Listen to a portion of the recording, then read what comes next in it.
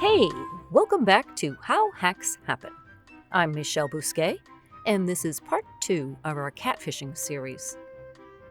In the previous episode, I told the story of Mary, who thinks she's in love with someone named Warden Kennedy, a disgraced cousin of the Kennedy family. But Warden is actually a Nigerian teenager named Parker who has stolen pictures from a guy named Sam Spikes. Yeah, it's complicated.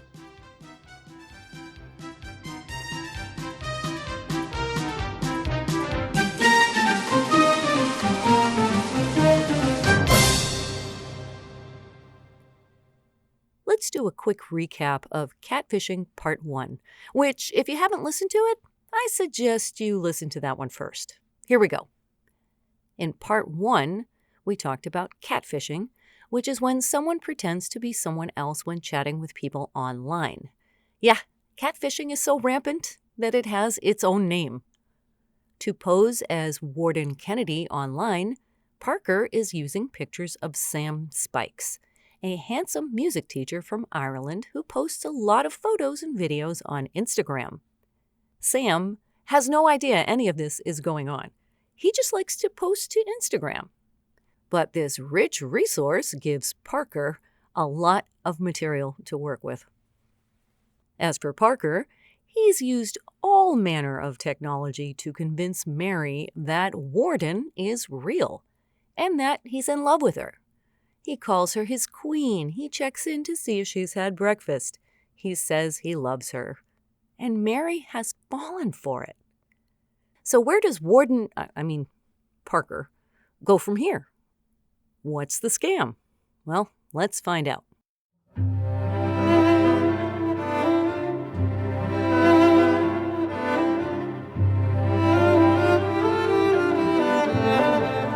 They've had a video chat, and Warden has sent Mary a couple of videos of him directly telling her how much he loves her. And they've even talked on the phone a few times.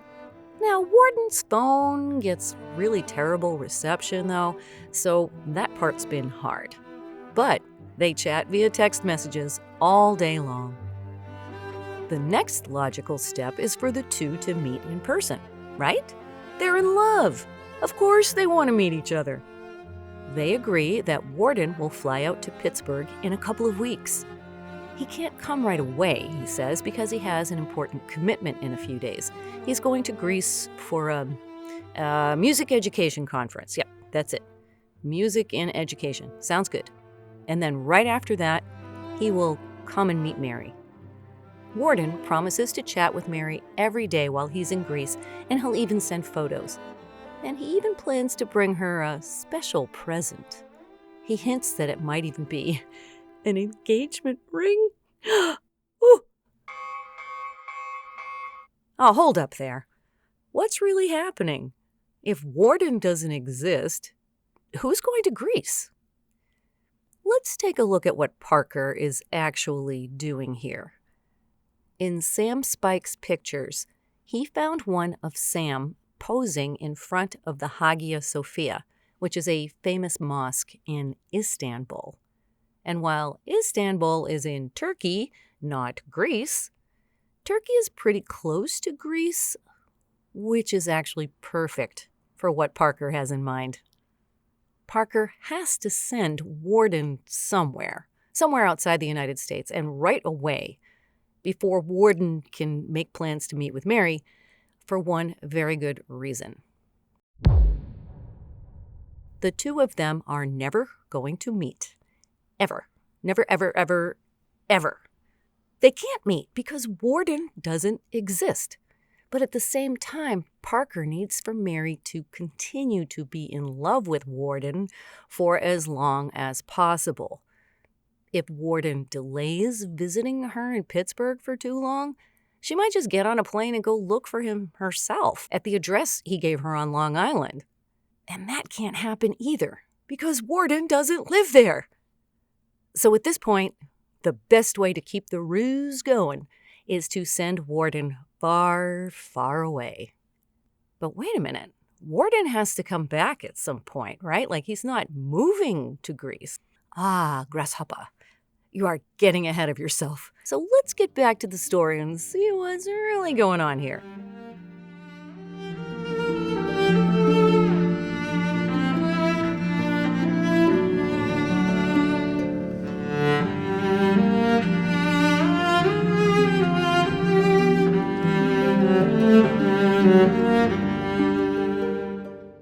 Warden sends Mary a photo of him at the airport, courtesy of Sam Spike's Instagram, of course, and bids her a kissy-kissy farewell until he lands in Athens, which is going to be around 12 hours from then. Mary waits to hear from Warden after his flight, and she waits, and she waits. She starts to get nervous. Did something happen? She searches for news about plane crashes, but nothing comes up. 2 days later, she finally hears from Warden. And something awful has happened.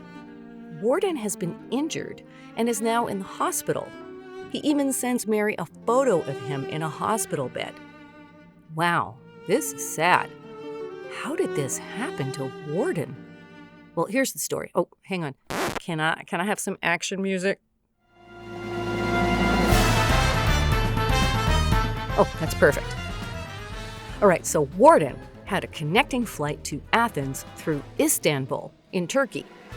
And while he was at the Istanbul airport, there was this crazy guy harassing people for spare change or something. This guy, Warden sees him bothering a young mother with her 2 little kids, and he can't just stand by and do nothing. Now, can he? So Warden gets into it with this guy, and it turns physical. And the guy pops Warden in the jaw and knocks him out.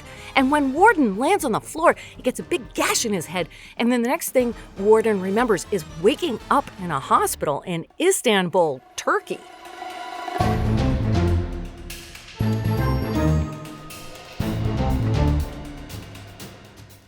Oh, wow. Mary is relieved to hear from Warden, but concerned. She asks, "Are you going to be okay?" "Yes," Warden says. He should make a full recovery in a few days. But wait, there's more.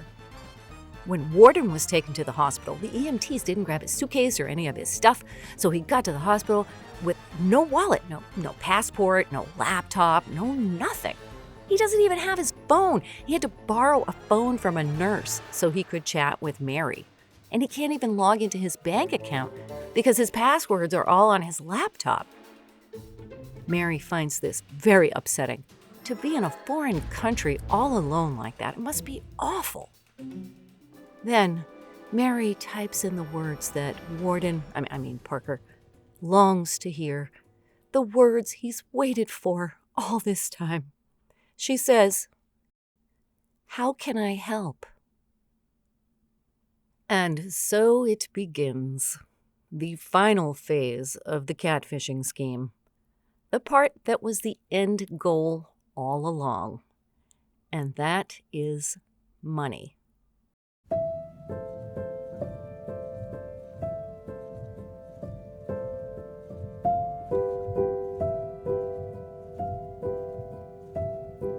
Warden tells Mary that it would be such a huge help if she could just send a few dollars so Warden can get some new clothes when he gets out of the hospital. Something like $200. Mary can send it to one of the nurses through Cash App, and the nurse will give Warden the cash in Turkish currency. Sounds good, right? Now, Warden apologizes profusely for having to ask for this $200, and he promises Mary he will pay her back as soon as he can. And of course, Mary says, yes, this is your boyfriend, after all, and it's just $200, not a big deal, right? Mary sends the money, and Warden thanks her over and over with more loving words for his special gal. A few days later, Warden is ready to be released from the hospital so he can go to the American embassy and get a new passport. But there's another problem. The hospital won't let him leave until he pays the bill. So Warden gives Mary yet another Cash App address for this payment, and Mary pays the bill. Now, Warden needs to be able to buy a phone so he can keep in touch with Mary after he leaves the hospital. And this time he just needs $500 to be sent to another nurse who will give him the cash. Oh, but that nurse turns out to be a greedy little liar, and she won't give Warden the $500 that Mary sent her. So he asks Mary to send another $500 to a different nurse. And that time, everything goes fine, and he gets the money, and he buys a new phone. Now, Warden can finally get to the embassy to get a new passport. But there's another little snag. There's a fee for the replacement passport, and that's $350. And now Warden needs money for a hotel, to wait for the passport to come in, and he needs a plane ticket too, so he needs money for that. And he needs money for food, so it's like $200 here, $1,000 there. Now, Mary is starting to get a little tired of all of this. I mean, she has some retirement money, and she really wants Warden to just come home so they can meet in person. But, isn't there anyone else Warden can ask for the money? What about his family? What about his mom?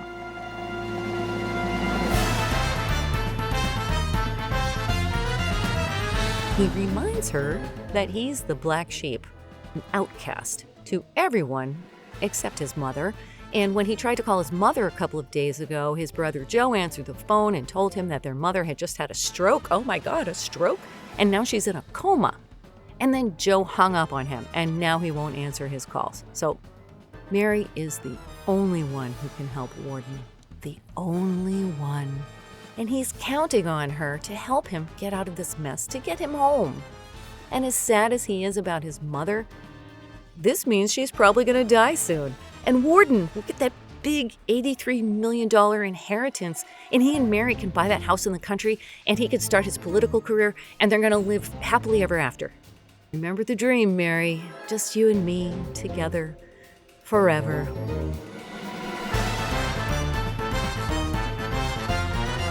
Mary sends another $1,000.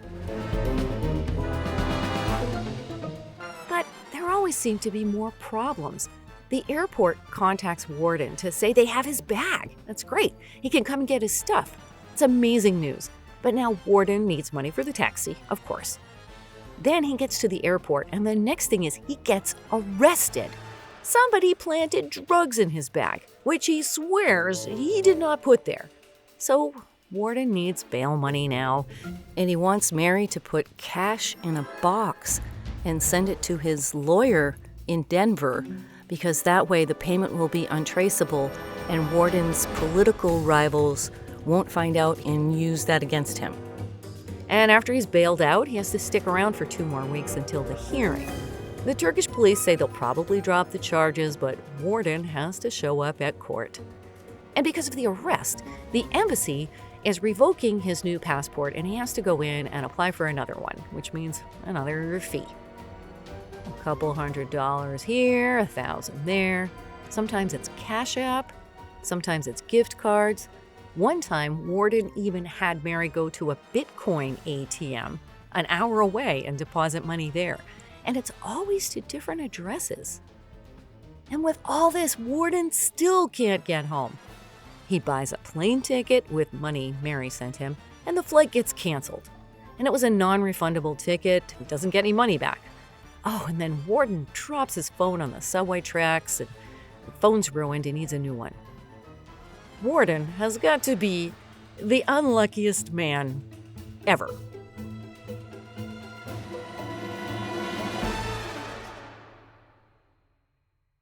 After several months of this, the delays, and Warden always needs some more money, Mary decides to add it all up, and she realizes, to her shock and horror, that she's sent Warden almost $50,000. But by this point, she's super invested in Warden coming home to be with her. And even if she's starting to get suspicious, she can't stop now. Warden has to be real, right? All those things he said to her, all those loving words, the way he cried over the memory of his wife, the photo from the hospital, the photo of him in front of the Hagia Sophia Mosque in Istanbul. He even sent Mary a photo of the new passport and the plane ticket he bought. He has to be coming home now. He just has to. To ease her worried mind, Mary, in a quiet moment, pulls up Warden's driver's license. At first, it calms her down to see his ID and to think he trusted her enough to send it. But then she notices something odd. The signature on the license looks like it says some entirely different name. It looks like it says Polly Schneider. What? So Mary does a reverse image search on one of Warden's pictures, the one of him standing in front of the Hagia Sophia in Istanbul. Mary did this reverse search before on another image of his, but nothing came up. But this time, she finds Sam Spikes, the music teacher from Ireland. Sam Spikes?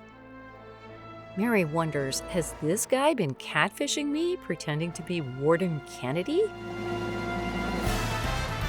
She scrolls through his profile, and so many of the images are the same ones that Warden sent to her.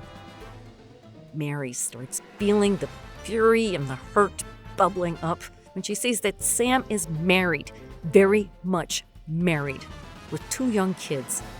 Oh, and he is most definitely not in Turkey, because he just posted a photo of him and his family at the Dublin Zoo. Mary is furious. Well, she's gonna give this Sam Spikes fellow a piece of her mind.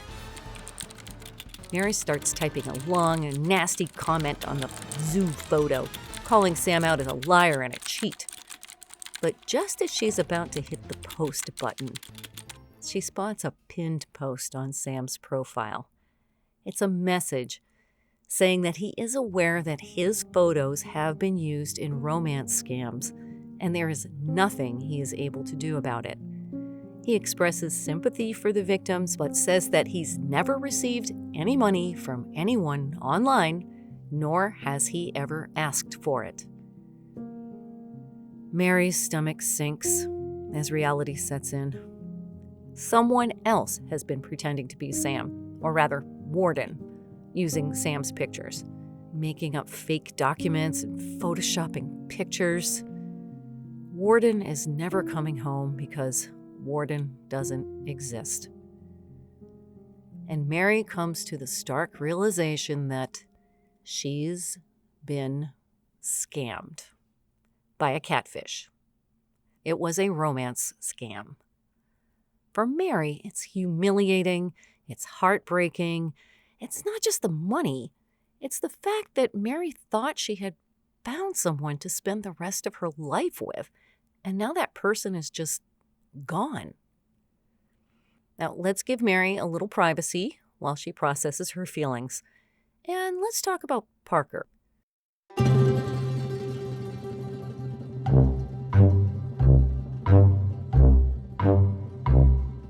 Parker is most likely part of a team that operates out of Nigeria.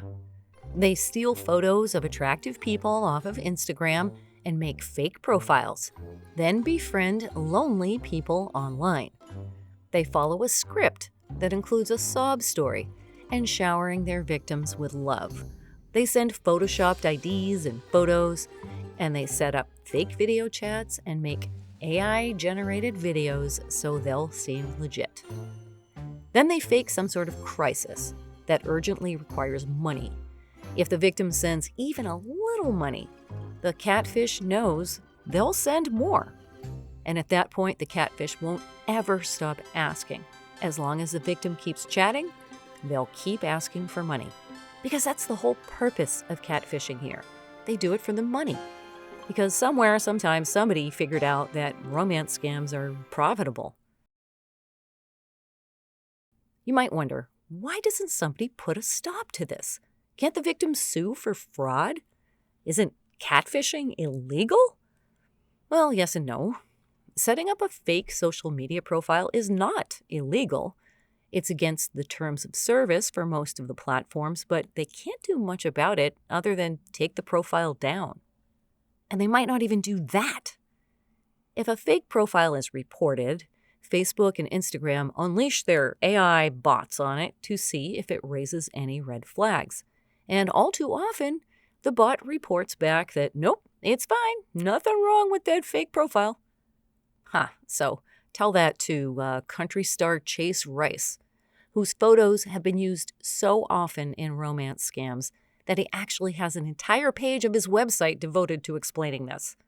Or Rufus Gifford, former U.S. ambassador to Denmark, who's kind of the December 2024 poster boy at a website called Scam Haters United, which is a site for reporting stolen social media profiles.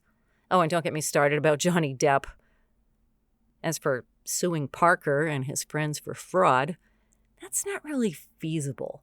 They're in Nigeria, and while we can use things like IP trackers to pinpoint where they are, the FBI isn't interested in tracking down these individual scams. They get interested only when it's like $1 million or more. And your local police, well, they aren't about to rush down to Nigeria, right? All we can do is alert the Nigerian authorities, who might do something about it, but some of these scammers are just 16 or 17 years old, working under an older boss who writes the scripts.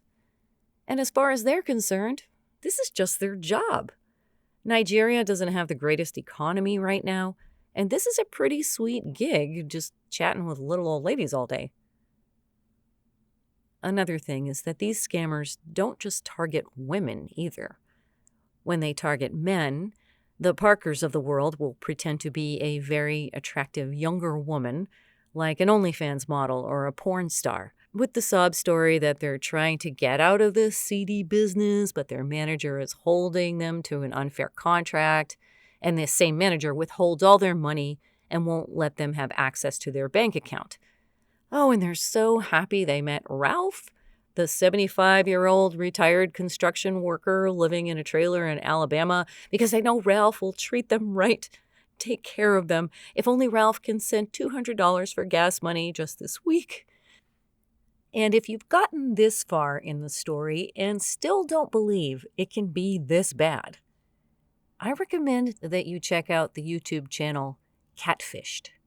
The team on Catfished helps people who are in an online romance with a person they've never met, someone who keeps asking for money, and someone they think that is maybe scamming them. They're not sure, but spoiler alert, 99% of the time, they are getting scammed. But on this show, you will learn how the Catfish team uncovers the truth. You'll see real people telling their stories, talking about how they met the catfish, how the romance came to be, and how they sent so much money, in dribs and drabs over time. Some of them even went so far as to sell their car or their home to get more money for the catfish, all because they wanted to meet their new love in person. It's a great learning experience, hearing about the many nuances of the romance scam, and catfishing in particular. And also, hearing how some of the victims respond is pretty educational. A lot of them still don't believe it, even with all the evidence in front of them. Men who've been catfished in particular, they have a really hard time accepting the fact that they've been sending kissy face emojis to a teenage boy. Maybe even sending pictures of their junk. Ooh!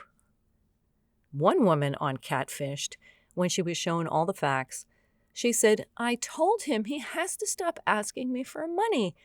Well, she didn't seem to understand that the catfish will never stop asking for money. What do you think the catfish is in it for? Your scintillating conversation? The entire purpose of them talking to you is to get money. As long as you're chatting with them, they'll ask for money. And they can get pretty nasty about it, too, when the person they're catfishing starts to refuse to send money. The catfish might start threatening them or telling them that they're ugly and no one else will ever love them, like things that it's awful to hear from somebody that you're supposedly in love with.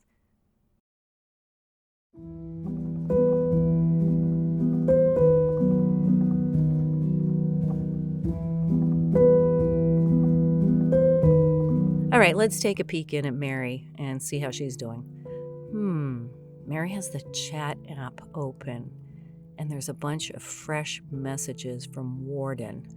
Oh, what's that now? He stepped on a nail and needs money for a tetanus shot?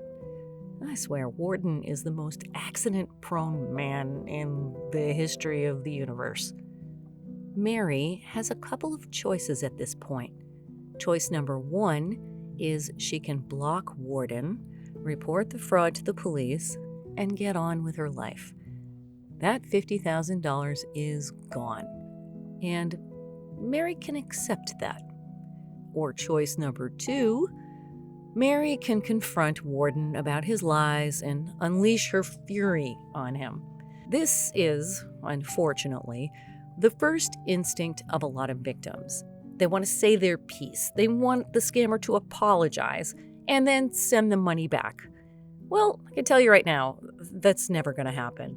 And if they stay in touch with the catfish will use this opportunity to try and keep the victim chatting. So they can, you guessed it, keep the fake love alive so they can ask for more money. Is Mary going to block Warden and move on? Come on, Mary. Block him. Do it. Press the button, Mary. Just do it. Oh, she didn't block him. She's typing a message to Warden now. I know it's a scam. How could you do this to me? Yada, yada, yada. Send my money back. Oh, Mary. Oh, and we have a reply. No, baby, I'm real. I want to get home to you so bad so I can hold you in my arms. I love you, blah, blah, blah, blah, blah, blah. Okay, Mary's responding. I'm not sending you any more money. Oh, that's good. All right, we'll wait for it. Wait. Oh, here it is. What do you mean, no more money? I thought you loved me. Mary's walking away from the computer now. She's walking away. I think that's good. That's good. Oh, now she's back. She's back. Your love for me shouldn't depend on me sending you money. Oh, I know this is sad, Mary. Just let it out. Let it out, babe. Here's a tissue. Thank you. You're welcome. Oh, he's getting angry. Oh, all capital letters. I need you to send the money now. Another message, please. When will you send the money? Needs to be Steam gift cards. Oh, capital letters now. Send the money. And 3 exclamation points this time. Does Mary finally understand that there's no point in talking to this guy again, ever? She blocked him! She blocked him! Hey, she blocked him! She blocked him. And on that high note, we bring this episode to a close. In part 3, we'll look at how catfish can also trick their victims into committing felonies. But that will have to wait. Let's give Mary a little time to heal before we throw her into the fire again, shall we? Shout out to Katie Hayes of Katie Hayes Productions for producing this episode. See you next time on How Hacks Happen.